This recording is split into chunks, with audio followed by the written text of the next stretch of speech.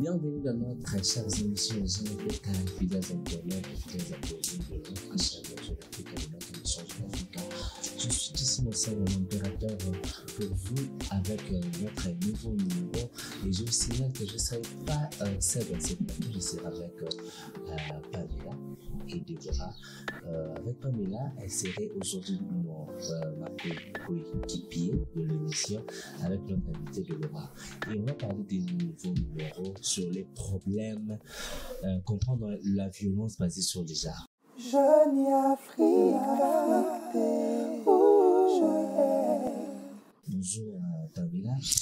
Bonjour Jessie. Bonjour Jessie. Pamela, vous dites quoi à propos de notre émission du jour? Oui, merci beaucoup. Nous allons parler, comme tu viens de le dire, de notre sujet, qui est la violence basée sur le genre. Et donc, avec notre invitée Déborah, nous allons essayer de faire un tour d'horizon pour regarder un peu tous ces aspects, les aspects liés à la violence de manière générale et particulièrement les violences basées sur le genre. Donc, nous allons beaucoup plus laisser la parole à notre invitée parce que c'est elle qui est à l'honneur, c'est elle qui va nous expliquer de manière plus détaillée de quoi il s'agit. Voilà. Bonjour Déborah. Bonjour. Et bonjour chers internautes, des abonnés de l'émission Africa peuvent comprendre, connaître Déborah. C'est qui Déborah? Elle travaille où? Elle fait quoi dans la vie? Bonjour à nos internautes. Comme on l'a dit, je suis Déborah Bilaou et je travaille actuellement à Si Jeunesse AV, qui est une association de jeunes féministes en RDC. Je suis responsable du programme Technologie de l'information et de la communication. C'est ça. C'est quoi la violence? En fait, je vais essayer un peu d'aller vraiment d'une façon simple pour amener tout le monde à comprendre. Okay. En fait, je dirais que la violence, c'est l'utilisation de la force, donc le pouvoir qu'on a nous sur l'autre pour lui nuire sur lui. Et parfois aussi, c'est sur nous-mêmes. Donc, quand j'utilise ma force ou bien un pouvoir quelconque pour faire du mal à l'autre ou bien à moi-même, c'est là que je suis en train de faire violence, en fait. C'est comme ça que je peux dire. Et ça veut le pair avec la violence basée sur les genres. C'est quoi la violence basée sur les genres? Pour juste amener les gens, donc comme je viens de définir la violence, je vais essayer un peu de parler du genre en fait. En fait, les genres, c'est les différences sociales que nous vivons dans nos communautés, dans nos familles, entre l'homme et la femme.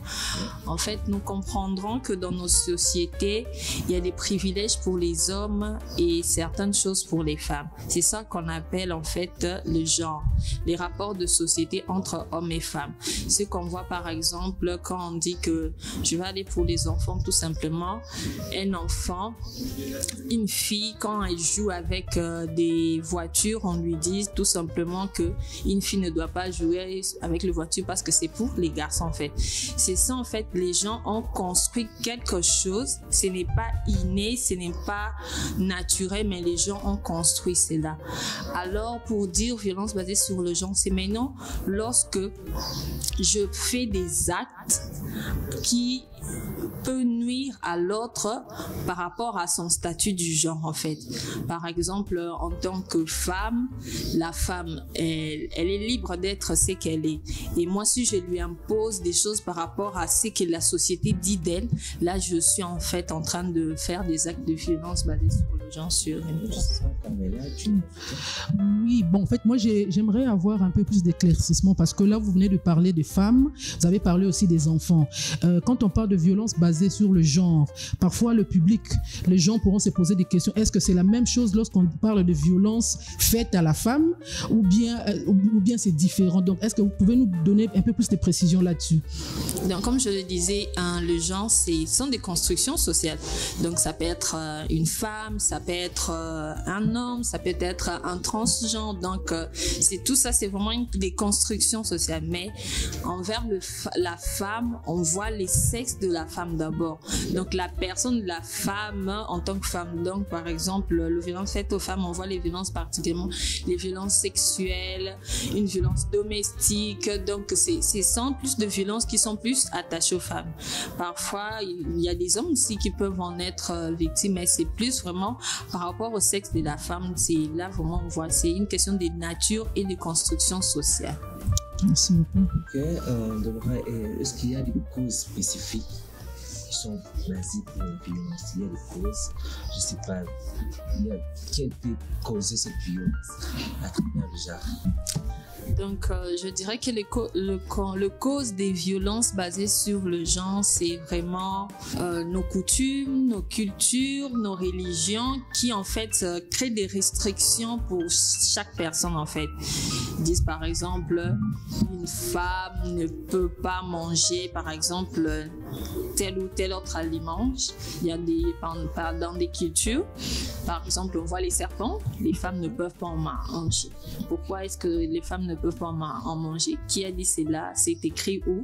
On le signe. Nulle part on verra qu'il est écrit noir sur blanc que les femmes ne peuvent pas manger du serpent. C'est juste que des gens qui ont construit des choses pour leur propre privilège, pour leur propre bien. Certains hommes se sont dit c'est de la bonne viande, c'est comme pourquoi on va restreindre cela, on va se dire que ça sera seulement pour les hommes, les femmes ne peuvent pas en manger. Donc ça c'est vraiment des choses traditionnelles.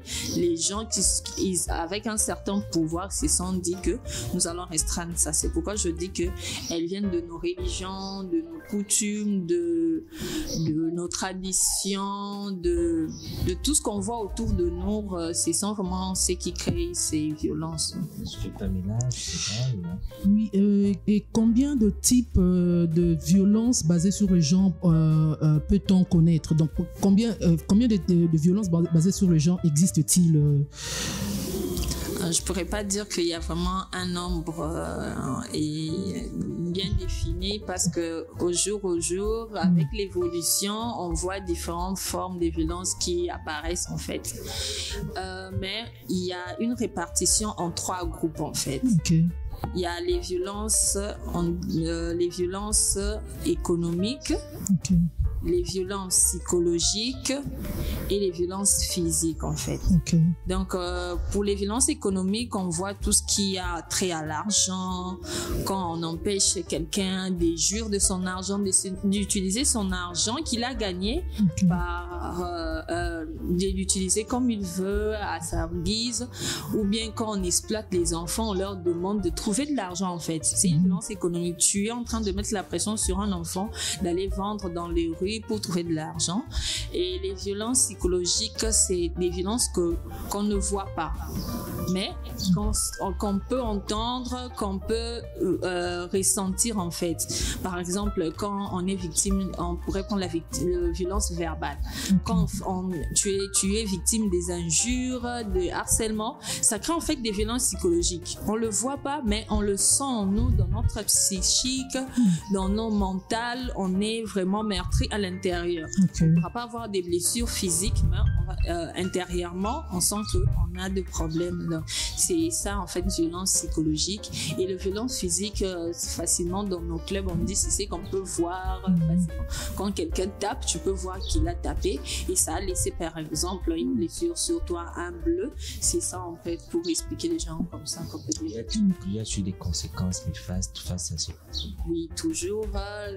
Tout acte de violence a toujours une conséquence, même si quelqu'un essaie de l'enfouir, de le garder, mais à un certain moment, ça étouffe et puis ça sort et puis vous voyez que cette personne, elle a été victime, par exemple, lors des bas âges, mais elle a grandi, vous sentez des séquelles et un jour, quand vous essayez d'échanger avec lesquelles, elle vous explique, en fait, vous comprenez que elle a été victime d'une violence lorsqu'elle était petite, mais les conséquences, donc les conséquences sont multiples et ça dépend d'une violence à une autre. Et certaines conséquences, en fait, c'est mélange, en fait, et suite à des violences, par exemple, différentes. Tu peux être violenté physiquement et vivre directement les conséquences de façon de violence, les conséquences physiquement, les conséquences économiquement, les conséquences aussi psychologiquement en fait. Ça peut être une forme de violence, mais d'apporter plusieurs types de conséquences. Et les conséquences, on le voit, je ne veux pas aller très loin. Moi, par exemple, j'ai vécu avec des voisines. On a plus privilégié dans cette famille-là les garçons en fait d'aller à l'école. Et la fille, malgré qu'elle était aînée, elle est restée à la maison. Elle était plus là pour s'occuper de la maison. Mais aujourd'hui, même quand vous la voyez, elle n'est pas épanouie autant que les garçons en fait. Les garçons travaillent, ils cherchent de l'argent pour aider la famille, mais la fille peut-être si elle avait aussi étudié, elle serait peut-être plus épanouie aussi, elle pourrait aussi aider la famille autant que les garçons. Donner les mêmes privilèges permettra aussi à éradiquer ce problème. Donc les conséquences sont multiples et elles peuvent jouer vraiment un rôle négatif dans la vie de quelqu'un et surtout quand on lui apporte pas une certaine aide. Oui. Votre dernière question. Ok, j'aimerais savoir, parce que vous avez donné beaucoup d'informations là-dessus, mais j'aimerais avoir une petite précision parce que les hommes pourront se dire que voilà, on parle de violences basées sur le genre comme si les hommes ne vivaient pas effectivement ces genres de violences, mais or vous avez dit que même les hommes aussi peuvent vivre cela, mais pourquoi on parle plus de violences basées sur le genre, ces rapports de force là, pourquoi on met plus l'accent sur les femmes, sur les enfants, le pourquoi de tout ça? Et au niveau de votre organisation aussi, quelles sont les stratégies que vous avez mises en place pour pouvoir sensibiliser la population par rapport à ces violences et aider aussi la population à pouvoir combattre ces genres de violences? La plupart du temps, la violence, elle est plus perpétrée par l'homme. Même lorsque l'homme est victime, c'est toujours l'homme. Et pourquoi on parle plus des femmes? Parce qu'il y a plus de données en fait qui dénoncent cela, il y a plus de données et les femmes en parlent en fait. Elles dénoncent. Les hommes, étant donné qu'on leur a donné, ils se prennent ils se sont vus dans une sphère de domination. Ils se disent que si je parle, j'exprime mes émotions, si je dis que j'ai été victime de ça, on va trouver que je suis un homme faible. Or que c'est pas vrai en fait. Quand on est victime de quelque chose, il faut chercher de l'aide, il faut trouver de l'aide pour trouver solution à cela. Mais comme les hommes se gardent, ils préfèrent garder avec les caractères machistes et pensant qu'ils seraient vus comme inférieurs et non. Ils se disent, c'est comme ça qu'on n'a pas beaucoup de données par rapport aux violences faites aux femmes. Les femmes en parlent en fait. Elles s'élèvent, elles parlent et il y a plus de données qui sont vérifiées. On pourrait dire, par exemple, ONU Femmes en parle. Et souvent, ONU Femmes en parle. Parce que les femmes disent en fait qu'elles sont victimes, elles sont violentes. C'est comme ça qu'on a plus de données par rapport à ça. Et par rapport à nous, si Jeunesse savait, donc l'année passée, on vient de finir un projet qui était de lutte contre les violences basées sur le genre et les masculinités toxiques. On a essayé de parler aux hommes, de s'exprimer, de ne pas laisser leur masculinité toxique. Pourquoi on dit toxique? C'est qui est nuisif, c'est qui peut tuer, c'est vraiment ce qui peut amener quelqu'un à se faire du mal. Donc, on a essayé vraiment d'en finir et d'amener les hommes à affirmer une masculinité positive en fait. Donc, tout au long de ce projet, on essaie un peu de discuter avec les jeunes dans des clubs pour leur montrer comment ils peuvent exprimer leurs émotions, comment ils peuvent gérer leurs émotions, comment est-ce qu'ils peuvent identifier les violences, comment ils peuvent éradiquer. Et actuellement, aujourd'hui, avec les avancées technologiques, nous avons remarqué que ces violences qui sont faites dans nos communautés, dans nos maisons, dans nos écoles, se sont ramenées en fait en ligne. Oui. On a remarqué que ces violences c'est les mêmes choses qu'on vit dans les physiques qui sont maintenant allées dans les virtuels. Les gens ont arrêté de les faire physiquement, ils ont commencé à les faire par des messages, par des chats, des textos, par des tweets ou bien des publications Facebook. Donc on s'est dit qu'actuellement, on a remarqué que notre communauté, il y a une certaine augmentation des violences faites via les technologies de l'information, de la communication. C'est comme ça qu'on s'est dit qu'on va initier une campagne et on a déjà initié la campagne. On a initié une campagne qui s'appelle Texte sans violence. Cette campagne, en fait, c'est pour essayer d'alerter les gens qui comprennent que ces violences que nous vivions dans les physiques, elles sont maintenant en ligne et que nous ne devons pas les laisser passer comme ça. on doit les dénoncer, on doit trouver des dispositions pour les arrêter et on ne doit pas les laisser passer par nous en fait.